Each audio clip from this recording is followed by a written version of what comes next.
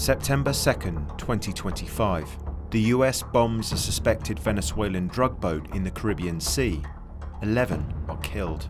In the weeks that follow, the US launches more deadly strikes on vessels allegedly carrying illegal narcotics. President Donald Trump claims those on board were members of a Venezuelan gang, the Tren de Aragua, and operating under the control of the Venezuelan president, Nicolas Maduro.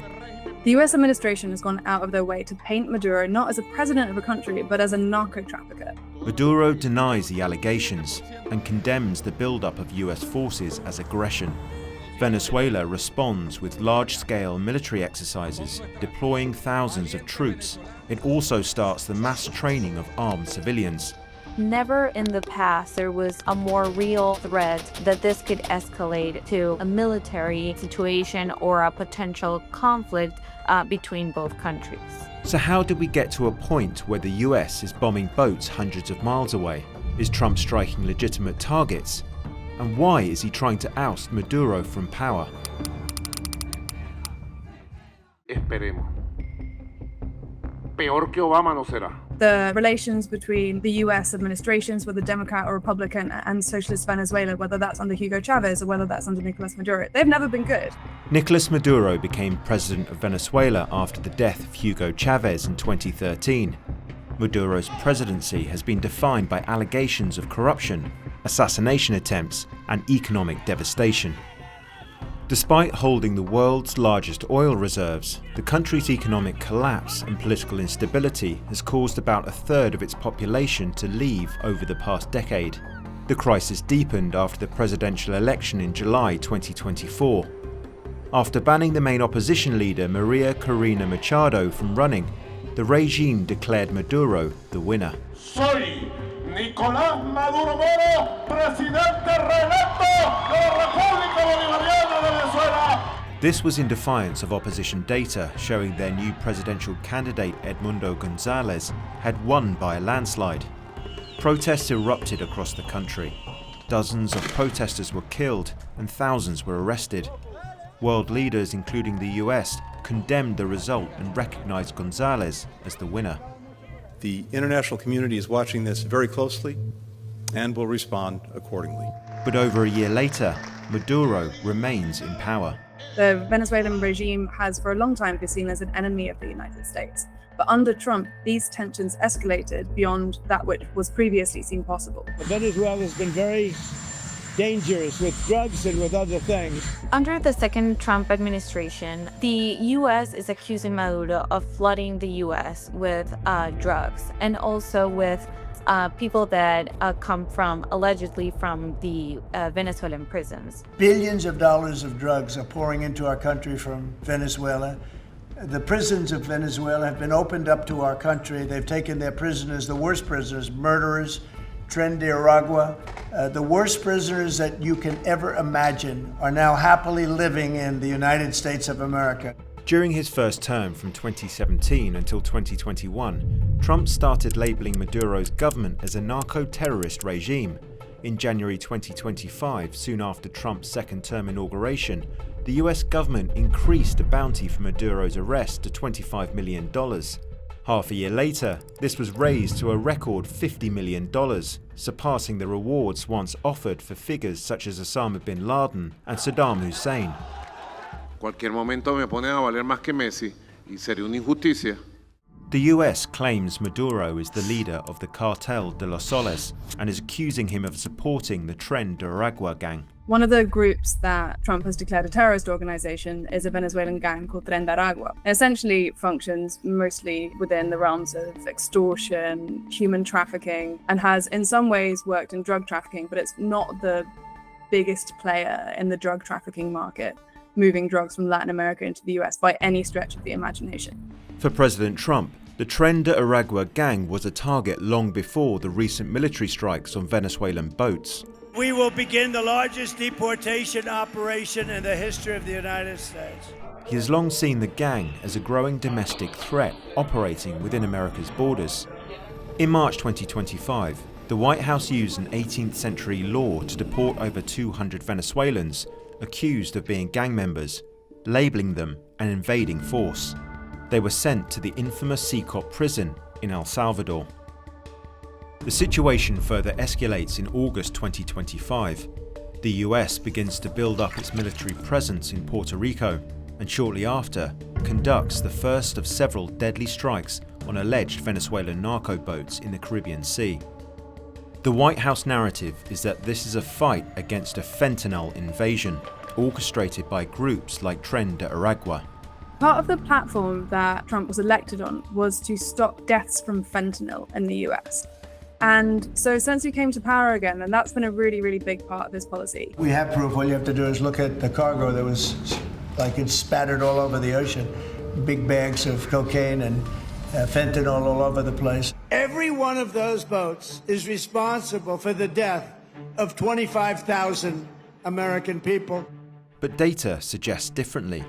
Venezuela is a major transit route, but not a production route. And it is not true that Venezuela is flooding the US with these drugs. Moreover, the majority of the cocaine that makes it to the US comes from Colombia. And Venezuela, there's no evidence also that is producing fentanyl. Trump's conflict with Maduro isn't just about drugs. It's also a fight over migration.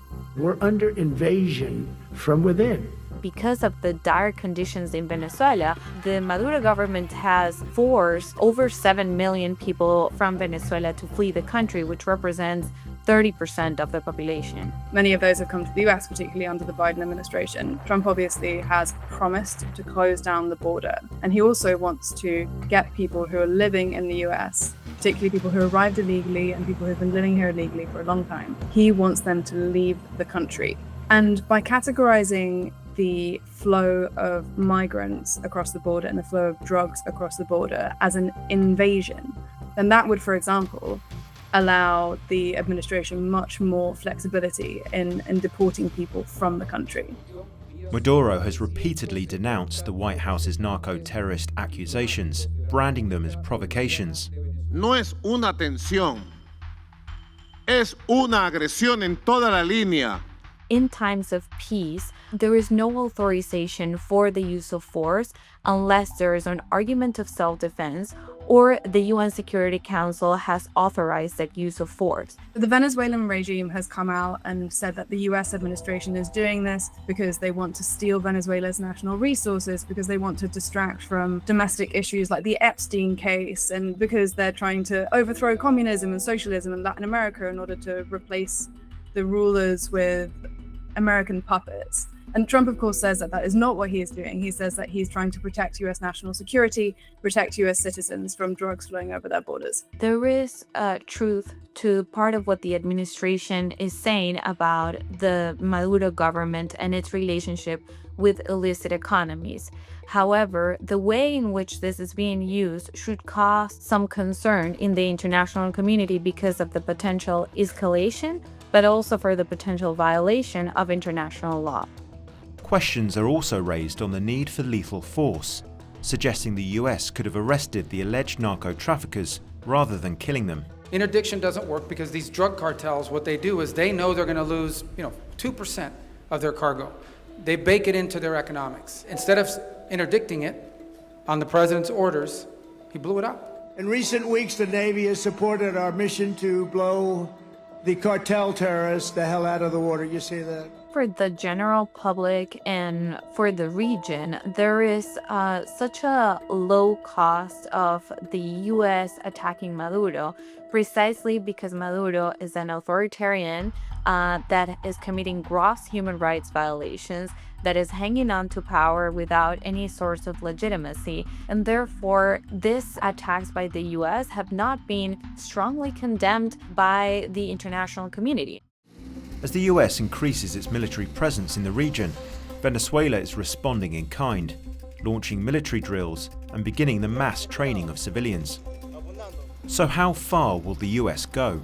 While the answer is unclear, Maduro has warned that any further military aggression could trigger an all-out war in the region. The Trump administration is really divided over the approach to Venezuela. So on one side, you have Secretary of State Marco Rubio, who has a much more kind of neocon view on this. He is the child of Cuban refugees. He supports the Venezuelan opposition. On the other side, you have the people who are from the more protectionist side of Trump's foreign policy, which is, after all, what he was elected on, the promise to not get America into any more foreign wars. Venezuelans have big expectations with the U.S. actions after everything that has happened after the July 28 election of 2024.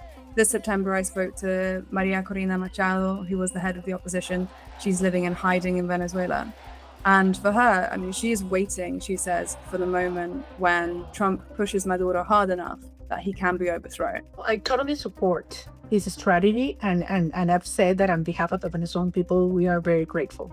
I think it is the right thing to do. It's courageous. It's visionary. But is this aggressive stance the only option?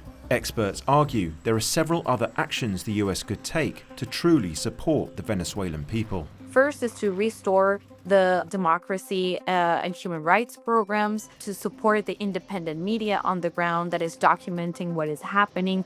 The U.S. could support, again, the humanitarian response plan. The administration could also strengthen its efforts to continue investigating kleptocracy in the U.S. The DOJ abolished the anti-kleptocracy asset recovery initiative, and this is actually a way to hinder the economic pillar of support of an authoritarian government without necessarily having to resort to the use of force, which is questioned by international law experts.